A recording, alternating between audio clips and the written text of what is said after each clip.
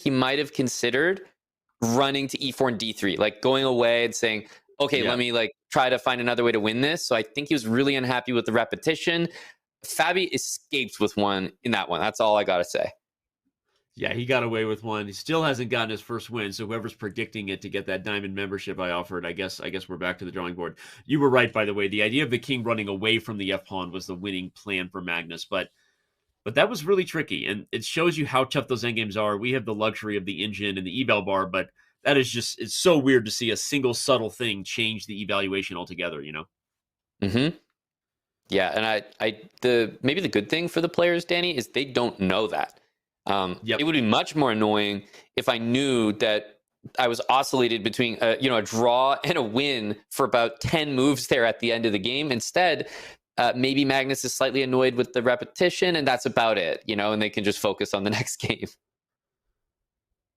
Yeah. All right, well, the next game is here.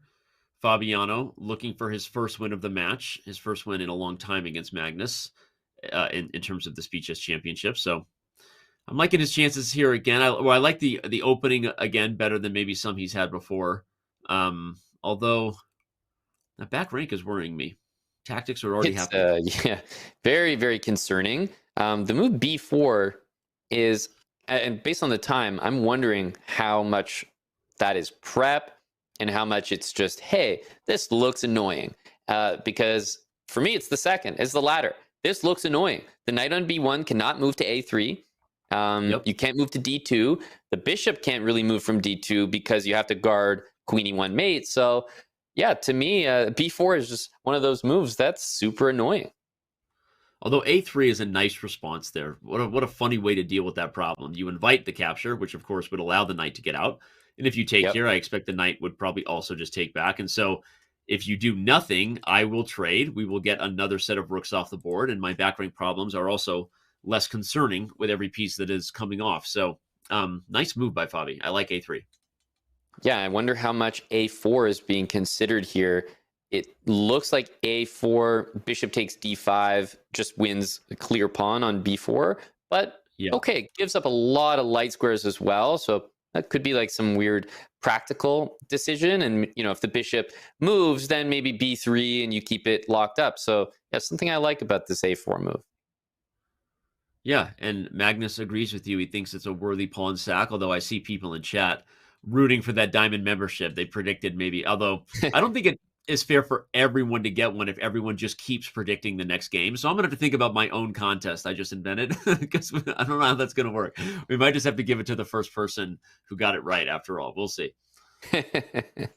Yeah, there's a reason smarter people than me come up with the contest that we do, and they don't give me the microphone that often. So there you go. H5. So queen takes h5, queen e4, I'm assuming. Yeah. That's got to be it.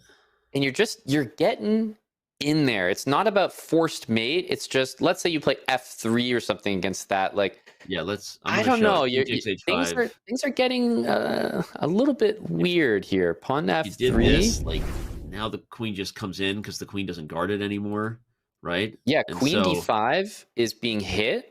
So in that line, f3, queen e2, queen takes d5, right? There's a whole bishop hanging. Check first. Oh, wait. Oh, hold on a second.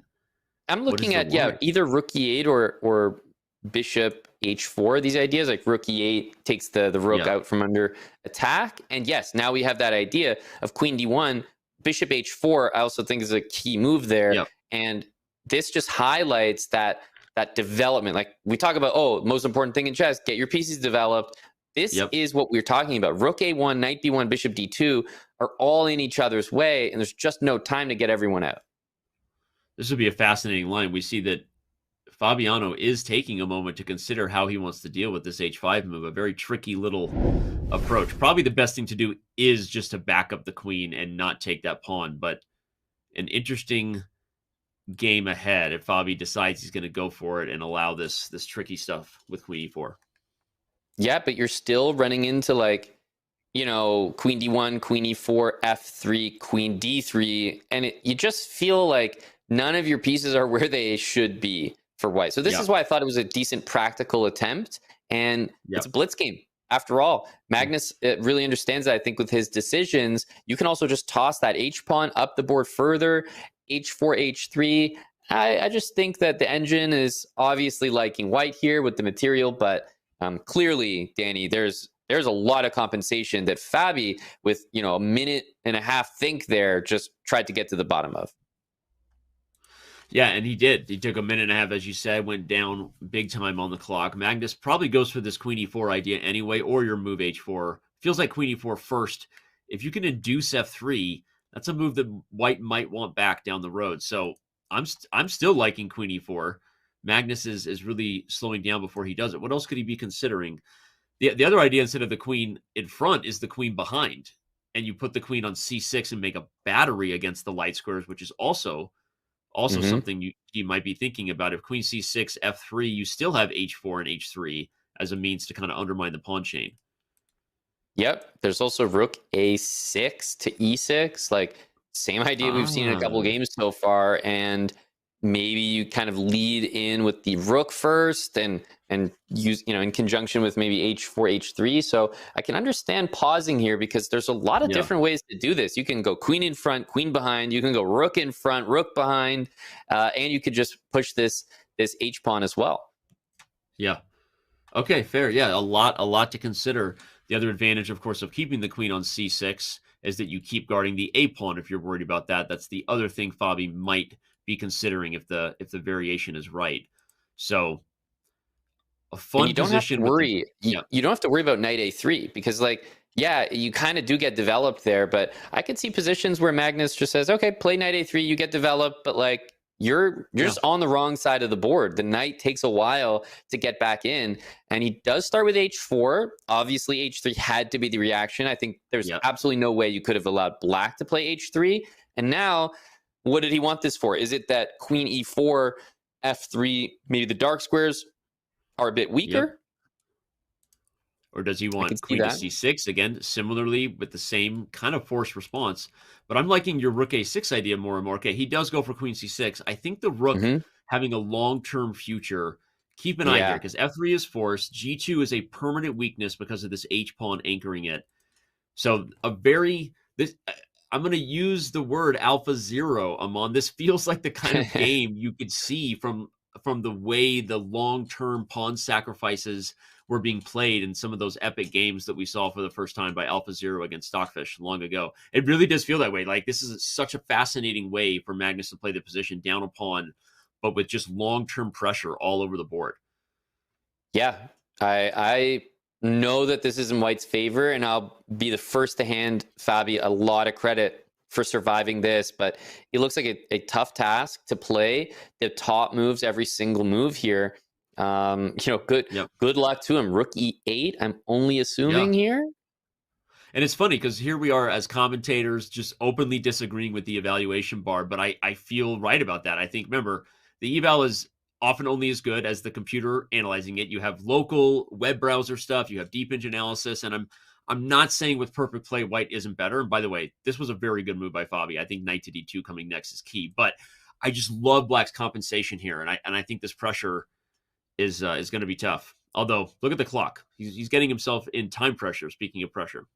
This is how you do it. Maybe you don't find every single best move, but you find every single best move up to a point, and then hopefully by that point, Magnus has invested so much time that Yeah. it becomes more manageable after that. Queen e6 there, hitting the bishop, knight d2, happy to give it up and win the bishop on c4. So I think that was the right idea. And this move right here, if rook takes, I think he's trying to switch over and say queen to e6. You don't have rook e1 anymore.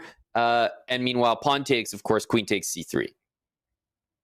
Yeah, I love this idea. I'm not sure if it wins material. The queen goes to e6. The bishop moves to f4. I think that's the only move because you can't really guard it with the knight. What is Yep. next for black there is the question. But Magnus is all in on whatever compensation he has to generate. The first pawn sacrifice was more than 10 moves ago, and now he's sacrificing another one. I wonder if the idea is queen e6, bishop f4, like queen f5, and then he's trying to play rook e2. And then Ah, for white, you might have to react to that with bishop e5, like just something where you kind of offer a pawn almost to stop the rook e2 idea. We're about to see some some Yeah, you variations on the called it. board. Let's see. You called Yeah. that exact variation. White has to play bishop e5. You really cannot afford to allow rook e2. And you could So have Fabi rook is going to. a5 as well, like bishop e5, rook a5. Ah, You continue to throw moves in, but yeah, I thought initially pawn takes was the simplest. okay. Fabi is up a pawn, but Black's pressure is still here. Oh Hmm. wait, wait, is Black up? White's up two Up, pawns. yeah, up two feels like maybe one, but I think Fabi deserves a lot of credit for what he's done with this Yeah, game here. Takes followed by knight e4. Yeah, it's not quite good enough, but maybe knight f1. knight f1. Very nice. Yeah.